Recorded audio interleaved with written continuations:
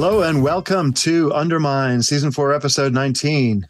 Hey, Episode 19. Hey, 19. The Cuervo Gold, the fine Colombian. Make tonight a wonderful thing. No, this isn't the show where Phish covered Steely Dan's Gaucho, but RJ and I would both love if they covered Steely Dan. This is Episode 19 of Undermine, Season 4. Before we discuss whether this is my beautiful house or my beautiful wife, let me introduce my beautiful co-host for the day, Osiris co-founder and HF pod host, RJB. Hi, RJ. Hey, Tom. That was good. I like our collaborative planning for these episodes is getting more and more interesting. Creative and fun. Yeah. So today we're discussing Halloween 1996, the Halloween show that arguably, or maybe not arguably, changed Phish's sound the most. Would we get Fall 97 without Halloween 96? I don't know. And there's only one way to find out, which is to argue about it on the internet. But before we do that, we're going to bring on a guest who was actually at this show, which is really exciting. I love this show, and I'm excited to talk about it. But first, if you're enjoying what we're doing here, check out Osiris Premium on Apple, where you get ad-free podcasts, bonus episodes, and more. Thomas, tell us about our guest. I will. And I was also at this show, RJ. I don't know if you knew that. I kind of assumed you were. Yep. That's great news. I haven't until the COVID Halloween. I didn't miss one Halloween. So I was at every single Halloween. So a couple of shout outs, some people that are listening. Hi, Kelly Morris out there in Portland, Oregon. And while I'm out over there, a little south in Seattle, I want to say hi to David Steinberg. He's going to be on the show soon. Hi, Andrew Moxon in Grand Rapids, Michigan. And hi, Ben Colmery in, well, if I had to guess, I'm going to say you're in Alexandria, Virginia right now. Thank you all for listening and for your wonderful, helpful comments. Today's guest is a good friend of mine, Gerald Gottesman, and a good friend of Osiris. He's a writer, a lawyer, a Californian, and of course, a huge Phish fan. He was there in the audience for this audacious, amazing show. And I was there down in Atlanta for another epic Halloween. And my situation, RJ, I don't know. I mean, I always think of you as the dude with young kids, but this kind of reminds me because my situation with young kids, actually, I didn't have kids yet. On Halloween 96, I had an almost 3-year-old and a very pregnant wife. Wow. At home. And I was lucky to be able to go. Yeah. But I carefully made sure that, and Lili's going to be listening to this, so she might not agree exactly with my wording, but I thought if I didn't establish Halloween as a work day, that I had to attend, I would lose Halloween forever.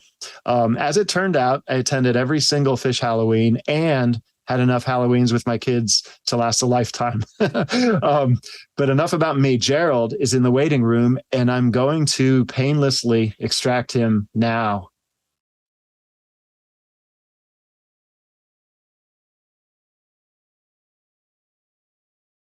And he should be appearing. There he is. Gerald Gottesman, hey, how are you? Gentlemen, hey, how are you?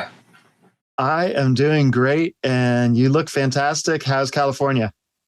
Wonderful. It just got sunny again after an overcast morning, which is a rarity still.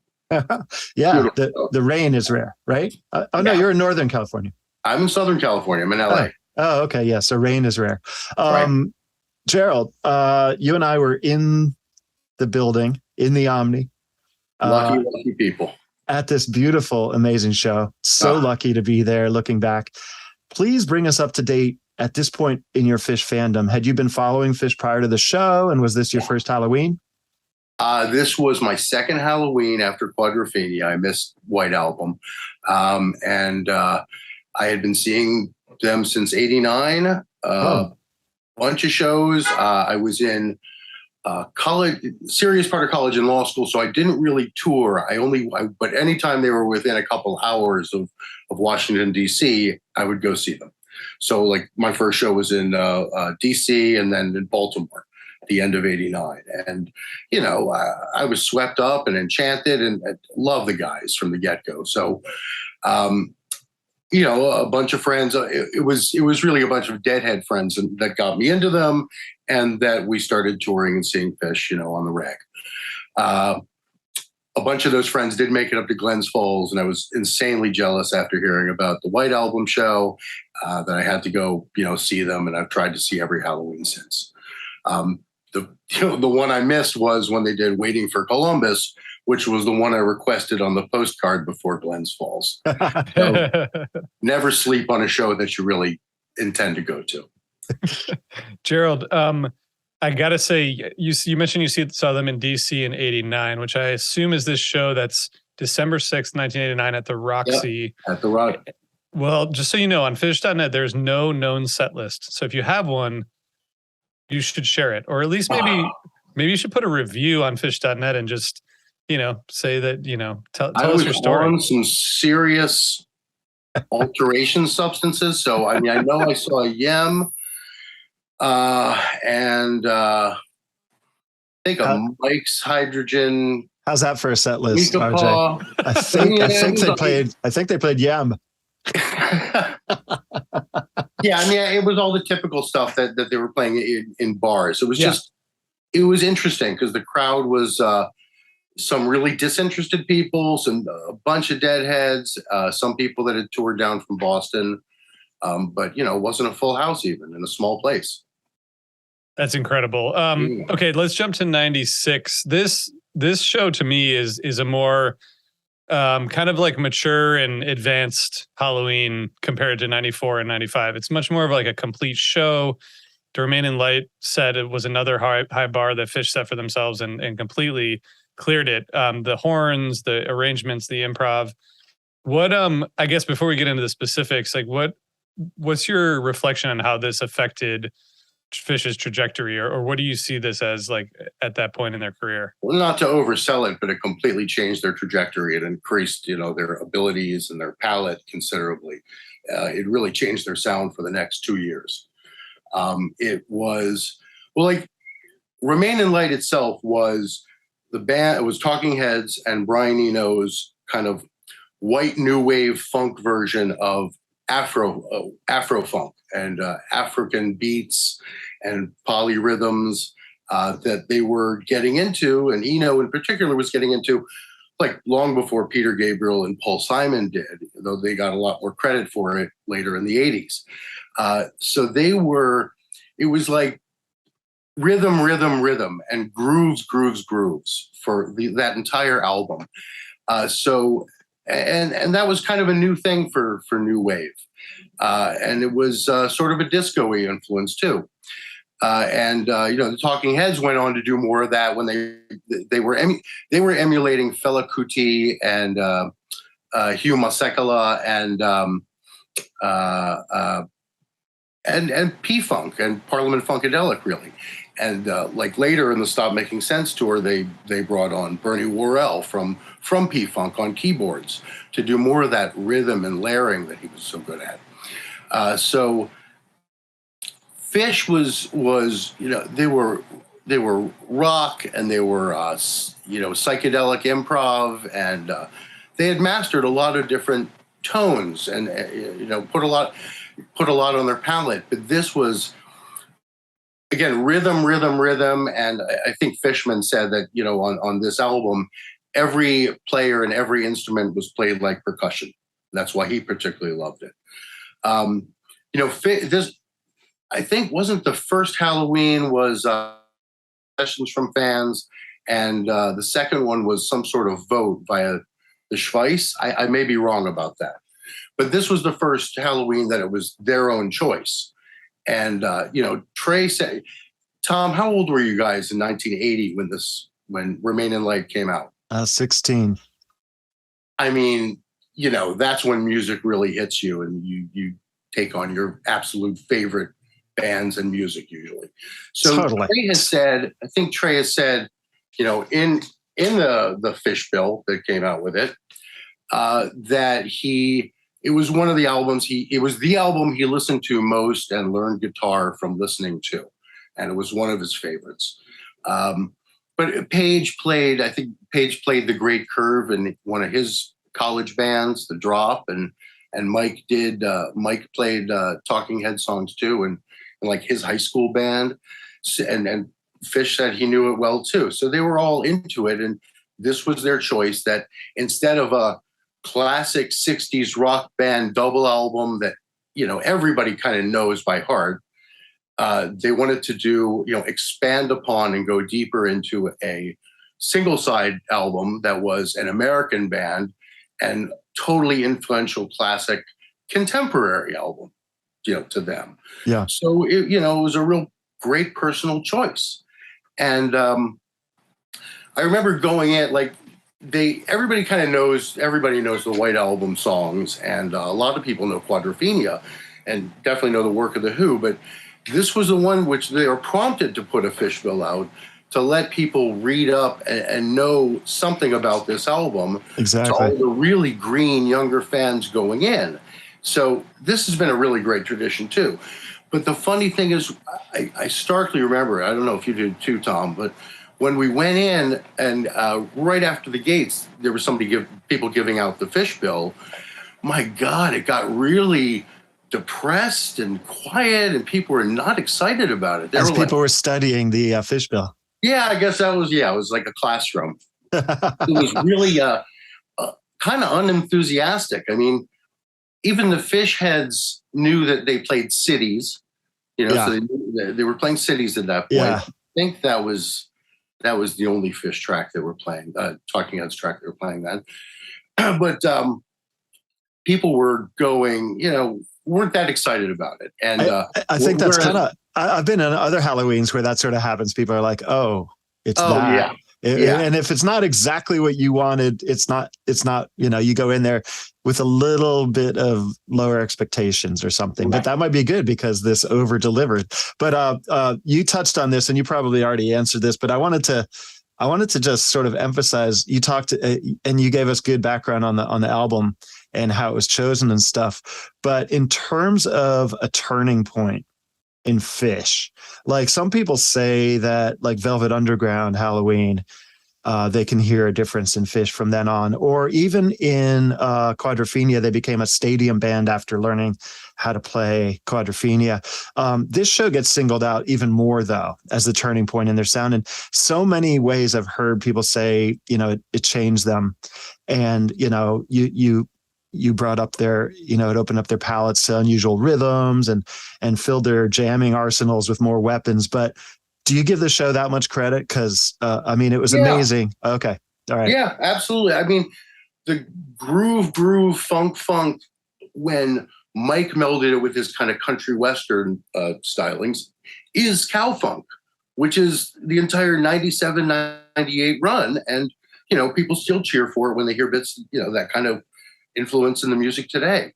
Yep. They were doing the Yem vocal jams, but they were doing it. Their vocals became more percussive and call and response and more layered stuff.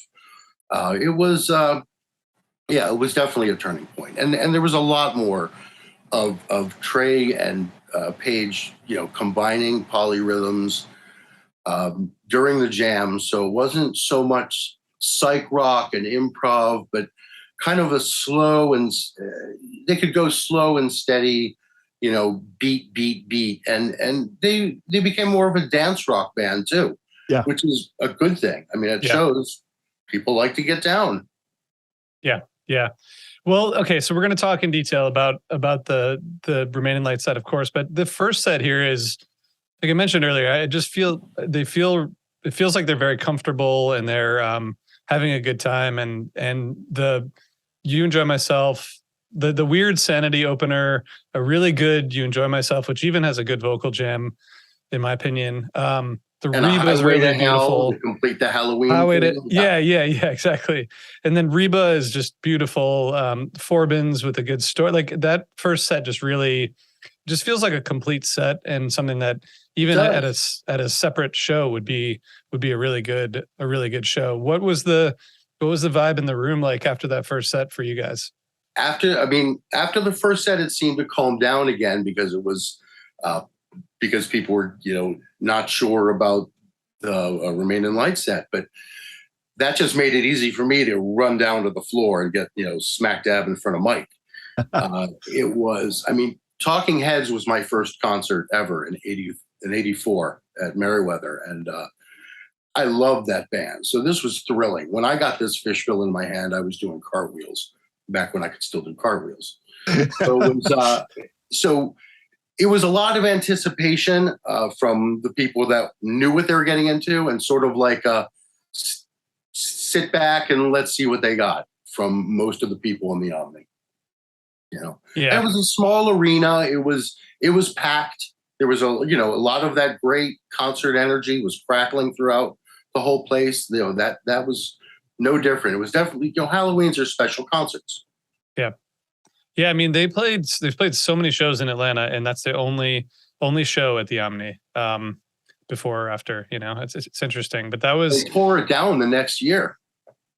They did. Yeah. They rebuilt it, and was it called the Omni? Is it still? I don't know. I don't know what it's called now. Phish done burned it down. Well, all right. So our houses are in motion. So we should probably try to stabilize that. And we're going to take a quick break. We'll be right back to talk about this talking headset. Have you ever wondered what it would feel like if your investments reflected what matters most to you? At Green Future Wealth Management, the advisors specialize in helping clients manifest their values in their financial lives. Green Future Wealth Management was founded by certified financial planner practitioner and longtime fan Nick Cantrell, named by Forbes as one of the top next-gen wealth advisors in the country. Whether you are just getting started or have complex investing and financial planning needs, visit them on the web at greenfuturewealth.com. You can sign up for the email list or take the Investing Values quiz. When you feel ready, schedule a free virtual consultation. In appreciation for the amazing Phish community and the incredible work being done by fans across the country, Green Future Wealth Management will be donating 10% of asset management proceeds from new Osiris listener clients to Fans for Racial Equity. Just be sure to mention Osiris when booking your appointment. Create your green future. Securities offered through Cambridge Investment Research, Inc., member FINRA/SIPC. Advisory services offered through Cambridge Investment Research Advisors, Inc. Cambridge and Green Future Wealth are not affiliated. And we're back. We're talking about how Phish burned down the house after this Halloween. The Omni was gone. But RJ, take it away. Yeah. So, Gerald, you gave a little bit of this backstory, but I want to dig in a little bit, Tom, with you. We mentioned that Remain in Light came out in 1980. This is the last album of theirs that Brian Eno produced. And Gerald went into this in detail about how it was inspired by a lot of African musicians and the polyrhythms, funk, electronics, really considered to be one of the best albums of the 80s. I was introduced to this album by this set. So I'm in a different place from you guys. But Tom, what's your background with this record?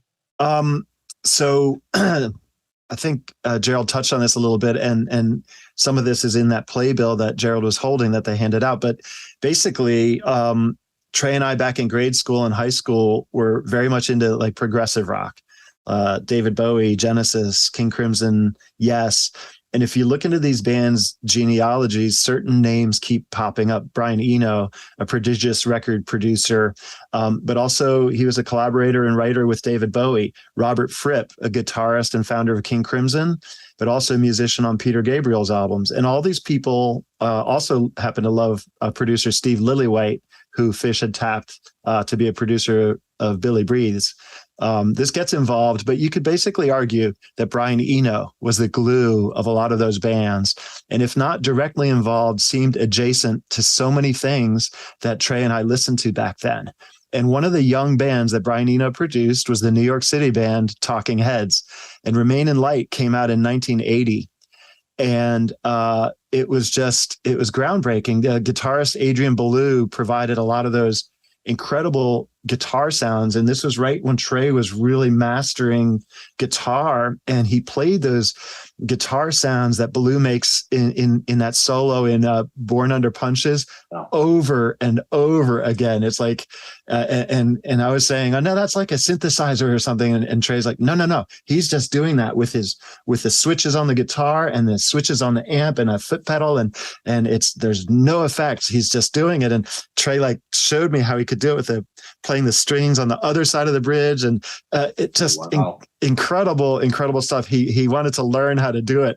And Trey loved the album and totally loved Adrian Belew's playing, and completely turned me on to Talking Heads music. And a year later, actually, we went and saw Adrian Belew, but as King Crimson's guitarist. at one of my first rock shows ever. It was a King Crimson show in Princeton, and I think that was 1981 or 82. It's all very incestuous. But I wanted you to know how much this album was in Trey's DNA already. Totally. Makes a lot of sense. So Gerald, when we get into the set too, I mean, the horns and the percussion additions are really pretty well suited for this sound. I mean, they kind of like perfectly complemented what they did, but I just think it's just such a fun set. I mean, the segue from Born Under Punches into Cross-Eyed is just perfect. And the Cross-Eyed is so good. Although I have to give a shout out to the 11/2/96 Cross-Eyed, which showed the real potential of this song. But that said, I mean, we should talk about it in detail, but just those first two songs, I think, really are kind of representative of that whole sound.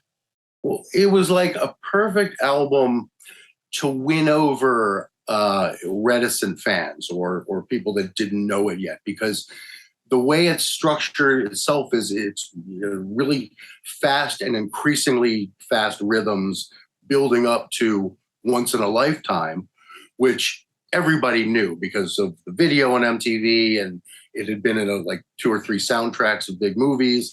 So everybody knew that song. So the 3 songs that build up to it are just get faster and faster, and they're really involved. Then Once in a Lifetime. Then Houses in Motion is slower, but that was my favorite performance they did. Where a lot of Bellew, his parts were like Trey did some of them, and some of them Gazaway and Grippo did on horns. It was just a beautiful, arrangement of that album, of the Talking Heads album. Totally.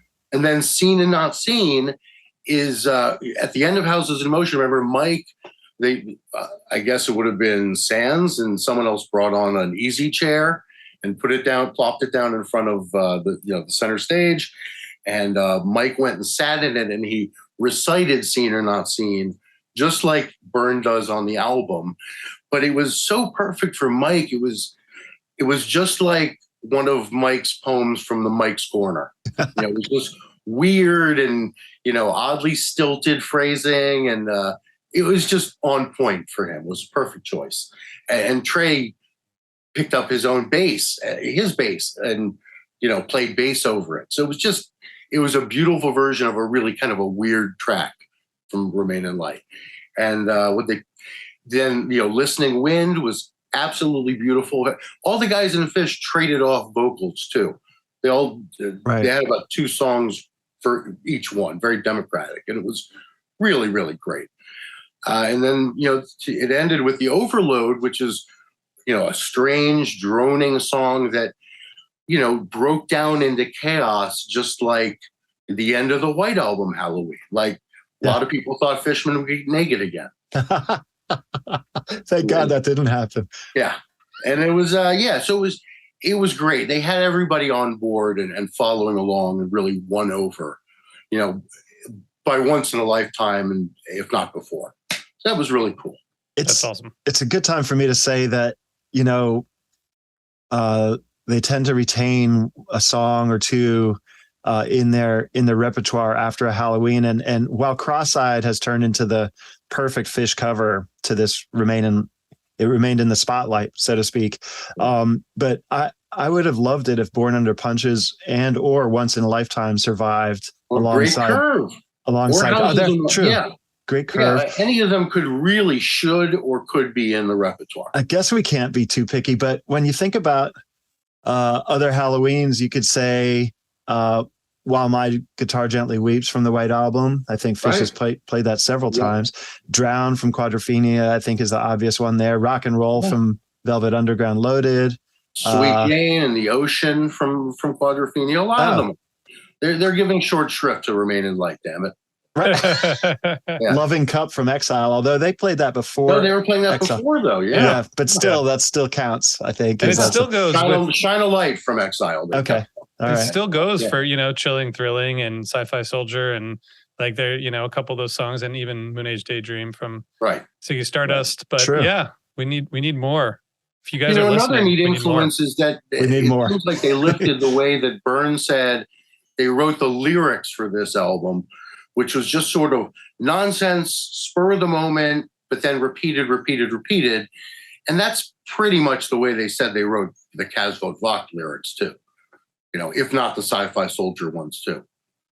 So it's just kind of when they don't have Tom around, they go to the desperate measures of aping other people's techniques, and with mixed success. And they put on weird outfits.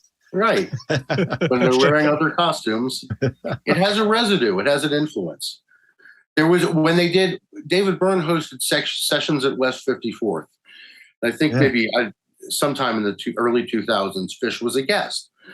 And he interviewed all of them for the bumpers of the show. And I remember they went on and on about how much they loved Remain in Light. They gave a bunch of stuff, and Byrne was loving it. And Fishman said, we spent over a year in your head, getting in David Byrne's head and playing the Remain in Light.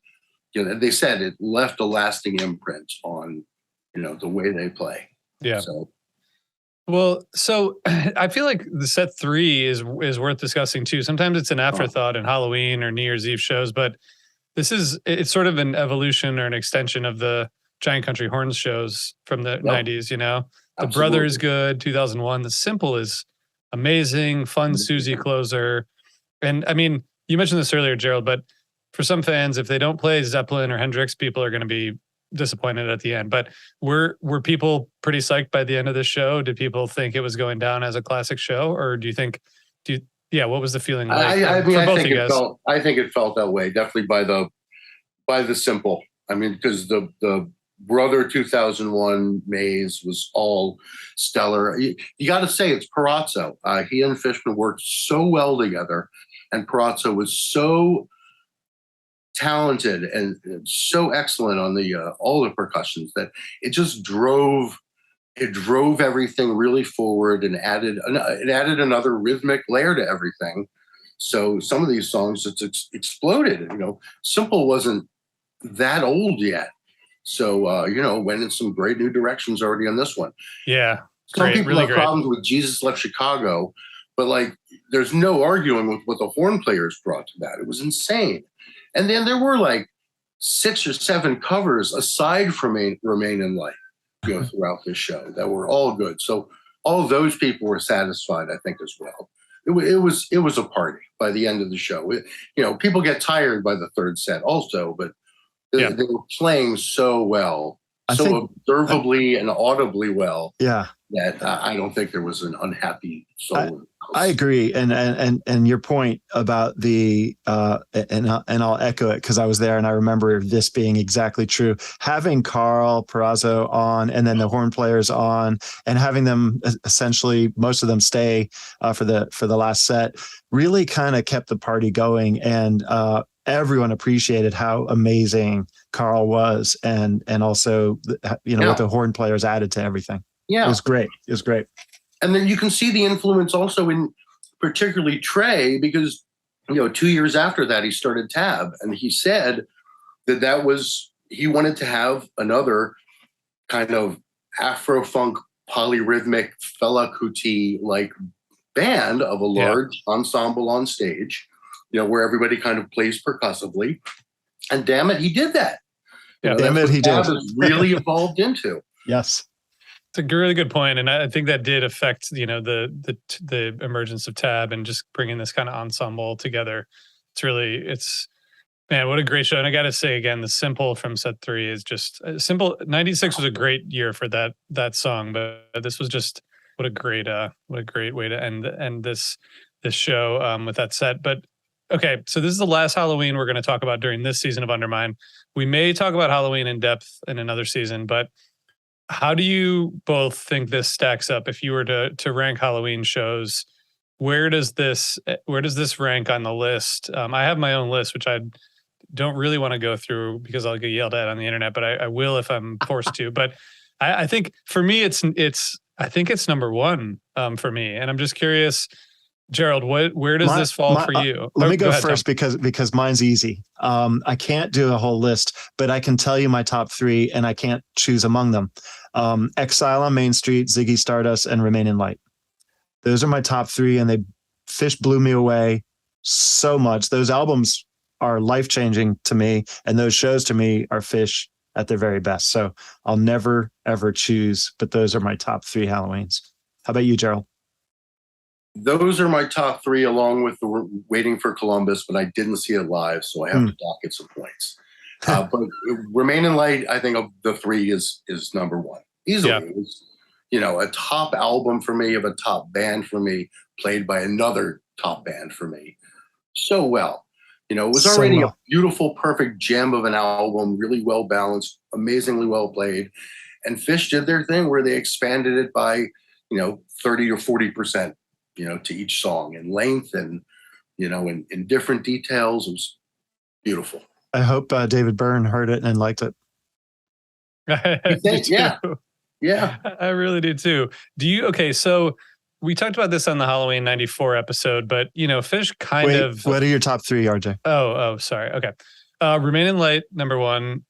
I think Chilling Thrilling is number 2. Just because those internet attack RJ. Those grooves have just lived on in a way that is just, I think, really awesome. Number 3 is Exile. And then for me at least, and then we go from there. Acceptable. I think that there is some well, I don't know if this is actually true, but on the Halloween 94 episode, we talked about how Phish kind of invented the musical costume, or at least brought it more to the mainstream. And now as our guest on that show, Aaron Stein, who sees a show every night, so he knows, on Halloween in New York City, you can go and see one of 20 Halloween cover sets by bands. And now Phish has taken that and turned it around. You'll be going to Goose this year, right, RJ? I will be. Wait, for New Year's or for wherever they are? I can't comment on that on this Phish podcast. It's not allowed. It's in the contract. We're not allowed to talk about Goose. I bet. But Phish also then turned this back around. So now they make up albums that they cover. Do you guys think they'll ever go back to basically? Will I ever see Physical Graffiti, or will we ever see Hendrix? Will they ever go back to covering another artist's album for Halloween? What if they cover a Goose album that Goose hasn't written? That would be very unusual. Yes. Can he say that? You know what? Yes, it's in their arsenal. I mean, they were doing classic albums at first, and then this album kind of blew open the doors to more possibilities. And then they did an album that didn't exist in the past, an album that was just existing in the present, an album that from the future that doesn't actually exist. So they could take it anywhere. And they did they did Ziggy Stardust in the middle of that too. So they can always, go with that option if they feel like it. I agree. I think with a guest singer, they might be able to tackle albums that they might find out of reach right now. A favorite album of the fan base and of Trey and the band, Lamb Lies Down on Broadway by Genesis. I think they would need sort of a singer performer, maybe Peter Gabriel himself, to do it. And I know actually Trey asked him at one point, and he said he always looks forward. He doesn't look back. Zeppelin, Physical Graffiti. I think it's sort of an obvious one that they need to do. So yes, experienced is still left on the table. There's so many. I vote yes. My vote is yes. But they're not under pressure to do so. No, which is why they'll do it, right? They're going to surprise us. Yeah, exactly. And Phish always surprises us, and that's why we remain the happiest fan base of any band ever. Gerald, before we let you go, what would be your number 1 if you were to be able to choose any album for Phish to cover? What would be your choice at this point? The trite overpicked Lamb Lies Down on Broadway, just because it's a favorite album too. That's the one. And I might even say Physical Graffiti, just because I want to hear them. I want to hear them play some of those songs. But I like to be surprised too. So it's there's no losing. And I bet RJ that you're on in the Zeppelin camp there. Yeah. I mean, to me, Physical Graffiti in that it's a double album. It's my favorite. It's my favorite Zeppelin album. Oh man, it would be wonderful. Although, at this point they've played so many Zeppelin songs that, I don't know. I guess I'm okay with them continuing to just make their own albums because it introduces so much new music. And I do think new material pushes them forward creatively. So that obviously is what do you think is harder, to learn a new album and do arrangements, or to throw together, an album of original material? I think it's less risky to create their own because then there's no yardstick, there's no ruler to compare it against. True. I think that's it for us today, folks. Thank you very much, Gerald, for joining us. Yeah, really, really nice to have you. Yeah, and thanks to everyone out there for listening. Our next stop is actually our last stop in 1996, out in Nevada somewhere. The band's last show before the 96 New Year's run. And subscribe to Osiris podcasts. Thank you, Gerald. Benji would want you to say it. Thank you so much. And since you said it, I don't need to say it. And we'll see you in a few days. And until then,